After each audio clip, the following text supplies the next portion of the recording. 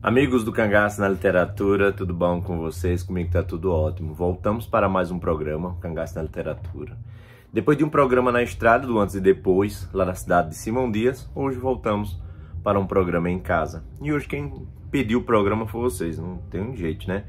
Eu coloquei agora recentemente uma matéria falando sobre a questão do pessoal do enterro lá na Grota do Angico, mostrando a fotografia, e o pessoal ficou muito nos comentários, né? Já que eu mostrei uma revista muito rara, inclusive já vendi, eu vou usar as outras aqui, vou mostrar a vocês. Hoje eu quero mostrar aqui dois livros que eu ganhei. Professor Pereira me mandou, Professor Pereira aqui, ó. Bezerra e Silva, Lampião e suas façanhas. Tá aqui. Maior vontade do mundo que eu tinha de ter esse livro. Eu acho bonita essa capa. Acho essa capa maravilhosa. Tá aqui, de Palmeira dos Índios, né? Maceió, 1966. É um livro muito raro sobre Lampião. E também minha querida amiga Fabiana Agra, Mossoró, os 37 dias que abalaram Lampião. Tá aqui. Gente, esse livro é espetacular. O caso de Mossoró, Lampião no Rio Grande do Norte, aquela coisa toda, que inclusive é o que vai tratar exatamente aqui o livro, é de uma importância muito grande. Obrigado por me citar no livro, já encontrei meu nome aqui, fiquei numa felicidade muito grande. Obrigado, minha amiga, obrigado mesmo. Eu vou oferecer meus livros e já vou deixando agora, quem quiser esse livro aqui, manda um oi aqui nesse WhatsApp, porque aí você pode comprar ou o livro, esse aqui é espetacular, ou nossos livros, livro Marca e livro O Conselheiro. Ainda está o número aqui na tela, né? Temos 3 livros agora para vender. Gente, agora é coisa séria. Tudo é sério aqui no nosso canal, né? Dia 2 de agosto de 1938, saiu essa revista aqui, A Noite Ilustrada. Dia 2, ó. Lampião morre dia 28, 29, 30, 31, 5 dias. Depois sai essa revista com um monte de informações, fotografias, muito próximos da coisa, ó. Aí, uma semana depois, sai essa. Aí essa aqui já é dia 9 de agosto. Ela é semanal. E para quem não sabe,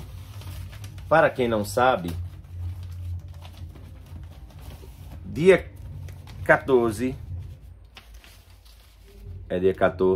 dia 16, desculpa. Dia 9, ó, dia 2, dia 9, 9 mais 7, 16, saiu essa aqui. Então eu pretendo fazer alguns programas sobre essas revistas. E começando hoje com essa aqui. O pessoal me pergunta, quando eu mostrei a revista, o pessoal perguntou: o que é que tem escrito aí nas matérias? O que é que tem escrito aí no texto? Ó, eu vou ler para vocês o texto aqui, bonitinho, ó. Deixa eu virar um pouquinho para cá por causa da luz. A morte de Lampião, em sangrento encontro com as forças da polícia alagoana na fazenda Angico, no estado de Sergipe, repercutiu e repercute ainda por todo o país, espalhando uma sensação de alívio. O terrível cangaceiro, cujo nome é Virgulino Ferreira, por mais de 3 lustros, 15 anos, mais de 15 anos, assolou a região nordestina, levando o saque, o incêndio, a morte a território de 5 estados e criando para uma vasta, na verdade foram 7, levando o saque, incêndio, a morte a território de 5 estados e criando para uma vasta parte da nação uma situação de constante intranquilidade, dotado de astúcia singular, enorme resistência, capacidade de comando em relação a gente de sua laia e de conhecimento perfeito das terras que percorria e a cujos habitantes castigava, o fantasma nordestino sempre conseguiu iludir as vinditas, iludir as vinditas particulares, e uma por uma às vezes perseguiam e a da polícia. Martreiro, precavido e com uma visão de felino para o assalto e para a retirada, e sabendo amedrontar e seduzir os que lhe pudessem ser úteis ao fim de algum tempo suas possíveis vítimas, e ajudavam contra as perseguições, preferindo no sertão longínquo e desvalido antes a benevolência do bandoleiro sanguinário do que o cumprimento do dever em proveito da lei. Com tais adjuntórios e a sua manha de fera, o cangaceiro criou entre a gente inculta, sujeita ao seu poderio feroz, a impressão de infalibilidade. Acreditavam que jamais seria vencido ou preso, e não queriam de modo algum cair em desagrado.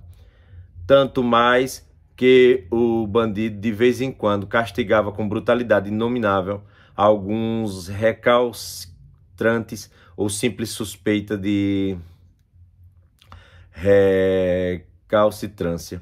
Lampião era o assombro de toda uma região, dominava presente ou não, pela carabina, sempre sempre pronta a desfechar-lhe pelo medo. Agora caiu para sempre, ferido pelo ferro com que sempre feriu o próximo, desapiedadamente, ao que refez as primeiras notícias ao chefe do cangaço. Foi cercado na fazenda Angico por uma força volante comandada pelo tenente José Bezerra, aspirante Ferreira e cabo Aniceto, todos veteranos da perseguição sistemática aos cangaceiros. Desta vez, o monstruoso saltador não pôde aplicar suas manhas habituais para a retirada. Assediado por todos os lados e tiroteado furiosamente, quando pretendentes, julgando repetir uma façanha tantas vezes lograda com o exílio, surgiram de todos os lados os adversários dispostos à luta de qualquer modo. Talvez exausto de munição, o bando teve de se empenhar em luta corporal. Caiu Lampião, já antes atingido mais de uma vez pelo tiroteio do cerco, e caíram mais 8 dos seus comparsas, sua amante conhecida por Maria Bonita. Dia 2 é que ela era chamada Maria Bonita. Ó. E ainda outra mulher, que era Nedina, né? Acompanhava os bandoleiros. Parece com a morte de Virgulino, uma mácula à civilização brasileira, o duradouro, feroz e implacável bandoleiros, né? Implacáveis bandoleiros que se conheceram no país, os mais. Em seu livro Lampião, publicado em 1934, Ranulfo Prata, que estudou minuciosamente a figura do famoso bandido e as primeiras ações de perseguição policial organizada, assim resume o princípio da vida e a personalidade de Virgulino Ferreira, o Lampião. Aí Ranulfo diz: a extensa zona de setentrião brasileiro, onde se entestam e se embrincam as lindes de 7 estados, né? Agora tá certo. Desde o Vale do Cariri, no Ceará, até as margens do São Francisco, no Norte Sergipano, tem sido a datar de séculos o habitat do banditismo. Os Feitosas, Brilhantes, Pereiras, Viriatos, Guabirabas, Calangros, etc. Próceres famigerados do cangaço de antanho, aqui nasceram, lutaram e morreram. Antônio Silvino, maioral do crime que imperou nos nossos dias, é também da região de Afogada Engazeira, Pernambuco.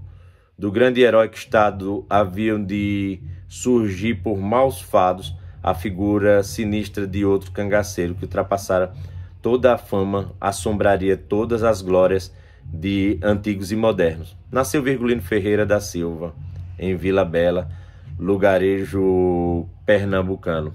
Filho José Ferreira da Silva e Maria Sulena Lopes. Teve 4 irmãos e 3 irmãs, Angélica, Amália e Virtuosa. Dos irmãos, João foi o único que não acompanhou no crime, vivendo algum tempo como negociante em Propriá, estado de Sergipe, onde passou-se para o Ceará. Antônio e Ezequiel foram mortos, o primeiro no combate de Serra Grande, Pernambuco, pelas forças do tenente Manuel Neto, e o segundo no encontro na Fazenda Touro, na Bahia, pelo tenente Arsênio. Livino caiu assassinado numa rixa. Por alguns tempos, Virgulino ganhou a vida como tropeiro, fazendo longas viagens pacíficas no coice da tropa, a instalar a linha de cabo de Buranhém, todo anelado, e a fumar cigarros, enrijado corpo de adolescente na labuta rude. Mas dentro do seu organismo somático de anormal jazia, entenderam? Latente a criminalidade que irromperia ao toque de uma coisa determinante. E nessa causa não tardou. Um vizinho rouba-lhe o pai e uma cabra. Virgulino, enche de rancor, une-se ao irmão Antônio e castiga o ladrão com a morte. Contava 16 anos. Perseguindo, ambos fugiram para Nazaré, município de Floresta, onde Livínio lhe veio juntar. Unida assim, a trindade não se arreceia dos perseguidores, enfrenta-os, derrota-os em mais de um esbarro. Afinal, acossados por todos os lados, procuram um abrigo seguro no grupo chefiado por Senhor Pereira e Luiz Padre. E quando esses chefes, ouvindo os conselhos do Padre Cícero, abandonam a vida do cangaço, Virgulino ingressa no bando dos irmãos Antônio e Manuel Pocino, que talava Alagoas, acoitado em Matinha de Água Branca. O pai segue-o. Uma escolta da polícia alagoana, sob o comando do alferes José Lucena, cerca-lhe a casa certo dia. Perceberam que aqui no texto, já um texto da época, deixa claro que Lampião já estava no cangaceirismo, no cangaço, antes da morte de Zé Ferreira? Fim do tiroteio, estava morto o velho Zé Ferreira. Tem agora Virgulino justificativa para a vida que bem começara. Ia continuar. Recrudesce de furor. A vindita não tarda. Dias depois embosca a mesma tropa que lhe pôs a casa e mata um sargento e um soldado. Mas não Lucena, né, gente? Impossível detê-lo, mas na ladeira do crime. Tem o pretexto de querer vingar o pai, mas a sua sede de vingança não se descendenta. Nunca levará toda a dia a desforrar-se e jamais será o consolo de uma desafronta completa. A morte do pai exacerbou-lhe os pendores criminosos. Os irmãos Pocinos, à semelhança de Luiz Padre e Sebastião Pereira, abandonam a vida criminosa. Virgulino, agora, porém, é que se entusiasma por ela, que lhe acha fazer prazer e atrativos. E então, já armado em chefe à frente de um grupo, deixa Alagoas e regressa a Pernambuco. Poucos anos depois, uma celebridade triste e sangrenta cerca-lhe o nome. As suas crueldades enchem de terror, povoando vilas e cidades, voando nos fios telegráficos por todo o país e até pelo exterior.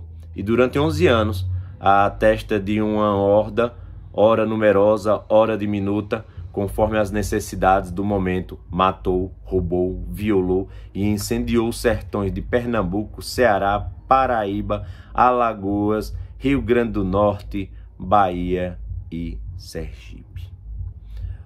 Pronto. Aqui eu vou parar, porque na verdade o texto é maior, só que até aí ele conta essas origens de Lampião.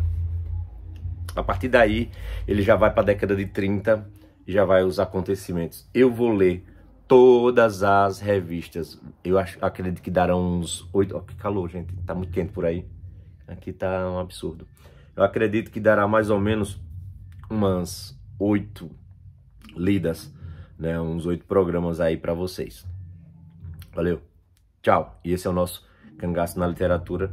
E eu vou fazer na sequência, né? Já vou deixar, inclusive, ele aqui prontinho, já para eu ler o segundo programa. E aí depois eu faço o terceiro, quarto, quinto, sexto, sétimo e oitavo programas. Deixa aqui nos comentários se vocês querem que eu dê continuidade à leitura da revista. Por enquanto eu estou no dia 2 de agosto de 1938. Eu vou trazer para vocês exatamente o que as pessoas lá em 1938 leram, né? Quando compraram essa revista, o pessoal do Brasil inteiro, até fora do país, pegaram a revista para ler e se assustaram com todos os acontecimentos, com as fotografias e tudo que nós temos aí. Infelizmente, algumas fotografias eu não posso, são fotografias de cabeças cortadas. Colocar aqui, o programa será retirado do YouTube e vocês não querem isso, né? Valeu, tchau! E esse é o nosso Cangaço na Literatura. E corta.